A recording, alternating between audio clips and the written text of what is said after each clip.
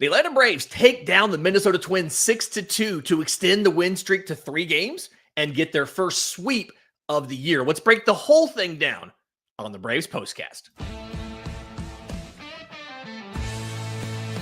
This is the Braves Postcast, your instant game reaction for the Atlanta Braves. Part of the Locked On Podcast Network, your team every day. Yes, welcome on into the Braves Postcast, part of Locked On Sports Atlanta, where we cover your Atlanta sports teams each and every day. I'm your host, Lindsay Crosby. You can follow me on social media at Crosby Baseball. Jake Mastriani, host of Locked On Braves, unfortunately not able to be with us today. He's still stuck in Easter celebrations with his family. They had some travel to do. So the Atlanta Braves get their first sweep of the year, 6-2 win over the Minnesota Twins. I want to talk about the offense. I want to talk about Grant Holmes. I want to talk about the bullpen. But I think the biggest thing we got to discuss here is just the vibes, right? A lot of the comments right now, I'm watching the comments stream in live on YouTube. And it's a lot of stuff here. It's about time. You know, have they finally turned a corner? Just people being happy. And I think this is the biggest takeaway for me. As much as I love the fact that, yes, you have a win streak. You played a complete series. The offense was there. The defense was there. The pitching was there.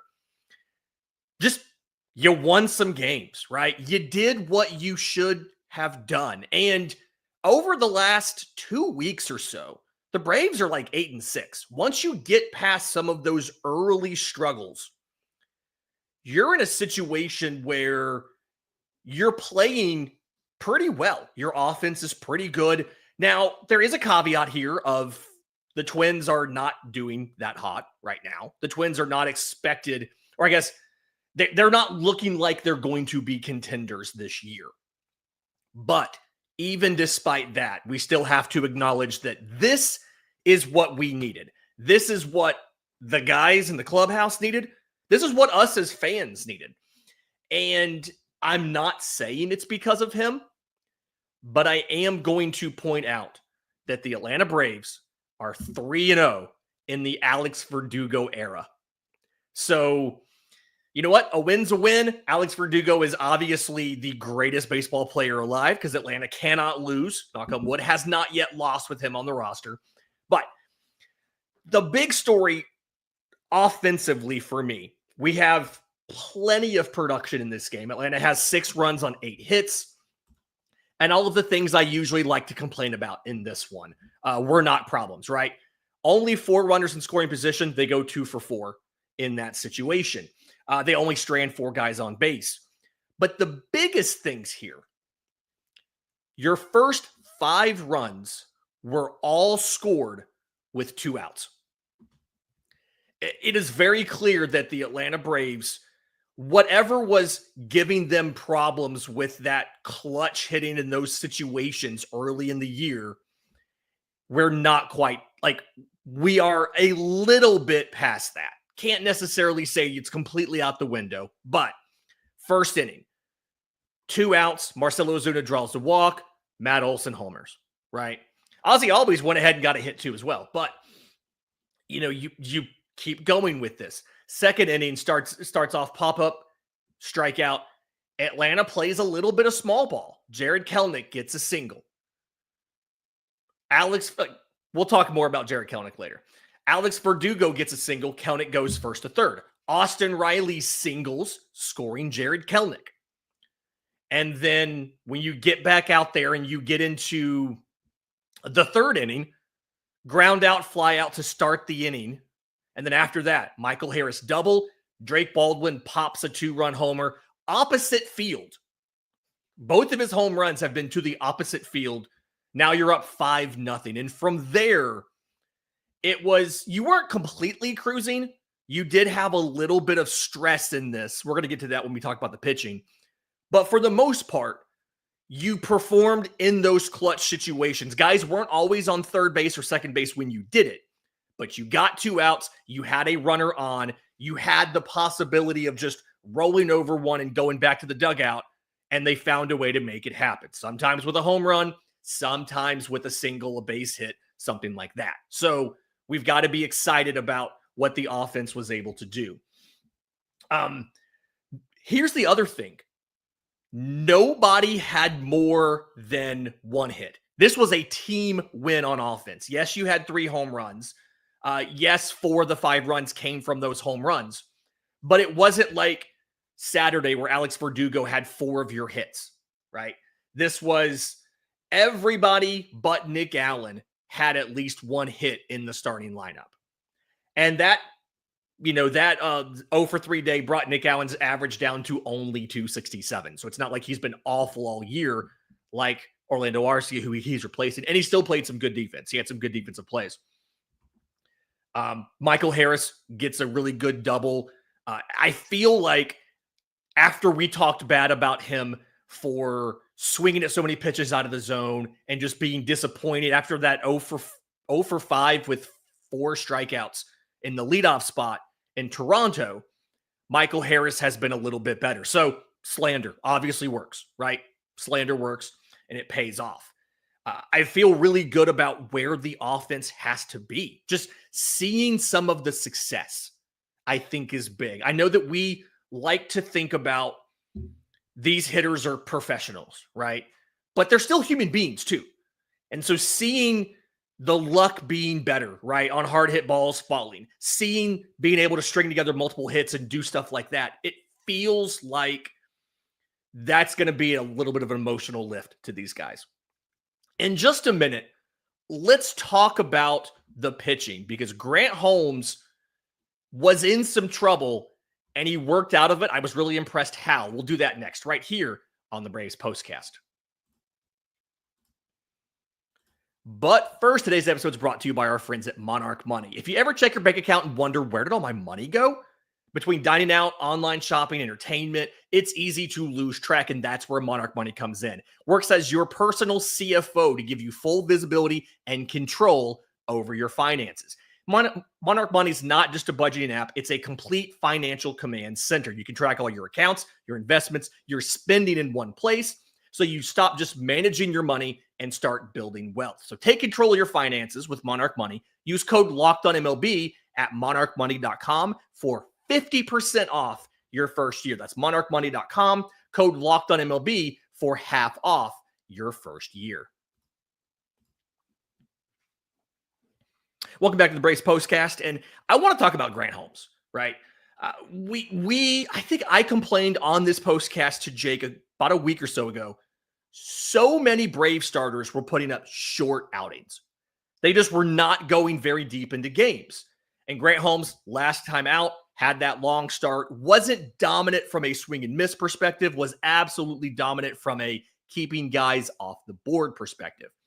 Holmes goes out today, 5 2/3 innings, 4 hits, 1 run. He strikes out 7, walks 4, ends up throwing 105 pitches, and only 58 of those were strikes. So you can see a little bit of the inefficiency. But Grant Holmes also battled in a way that we have not, and got through some tough situations in a way that we have not really seen a lot recently from some of Braves pitchers.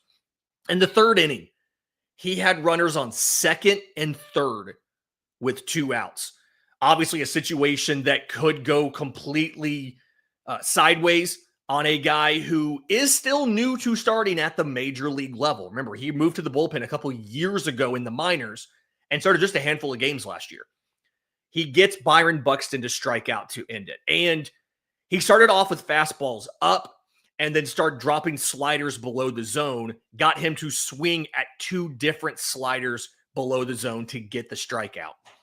Now, Buxton came back up in the 4th inning, and he got the better out of Holmes. He took the slider low for a ball. It didn't work on him. And then he got a cutter in the zone that he hit for a double. So runners on 2nd and 3rd, only 1 out.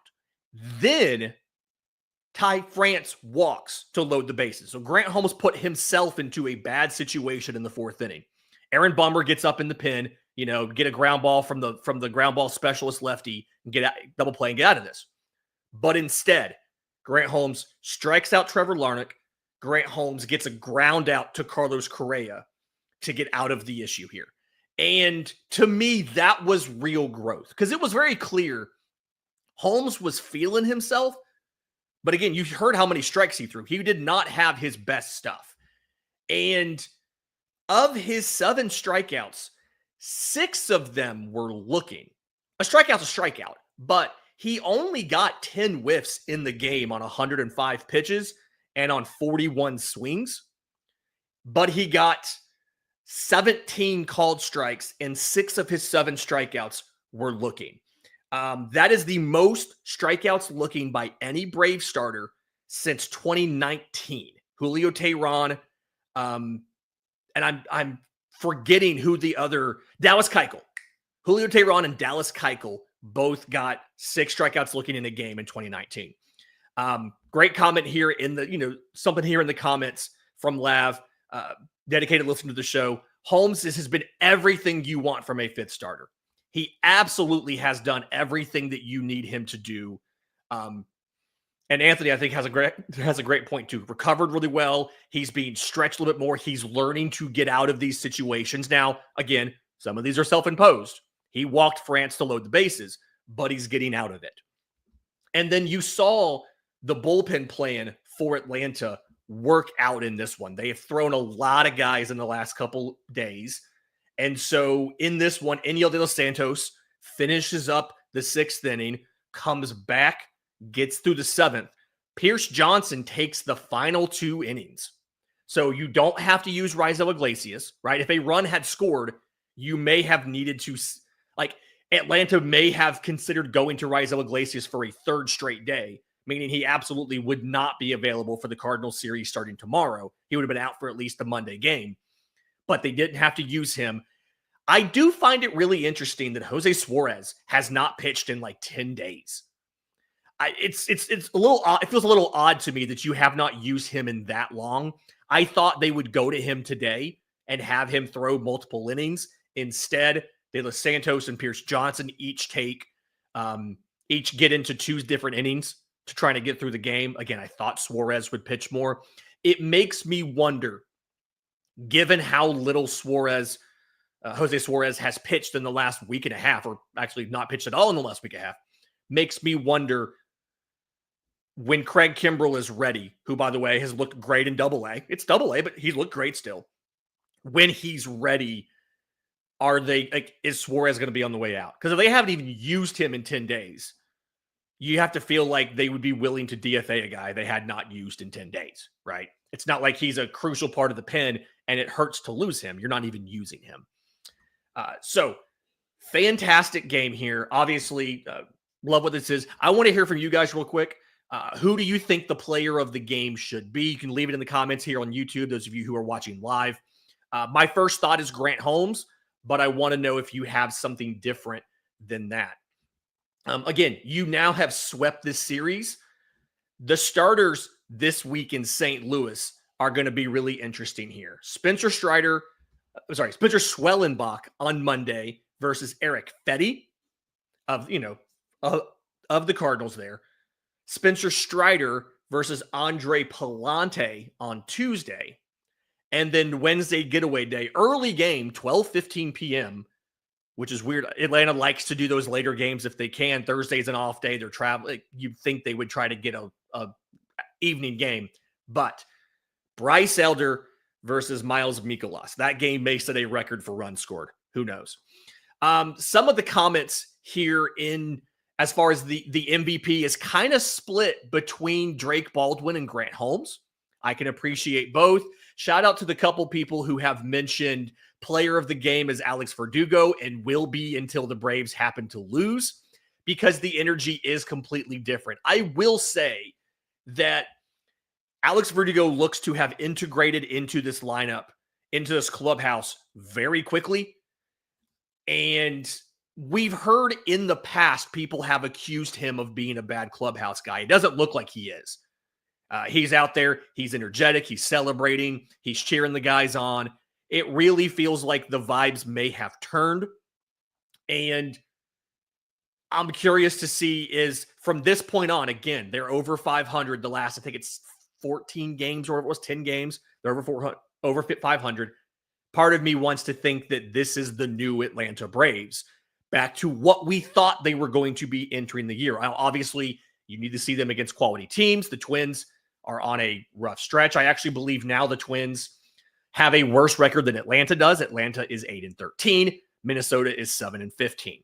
But this has been the Braves Postcast. Do us a favor. You're listening on audio. Leave a 5-star review, Spotify, Apple, whatever Google uses nowadays. If you're on YouTube, subscribe to both Locked On Sports Atlanta and Locked On Braves. Hit the notification bell so you know when we go live. Jake Mastriani has another episode coming of Locked On Braves. He's also back for the Postcast starting tomorrow. Until next time, this has been the Braves Postcast.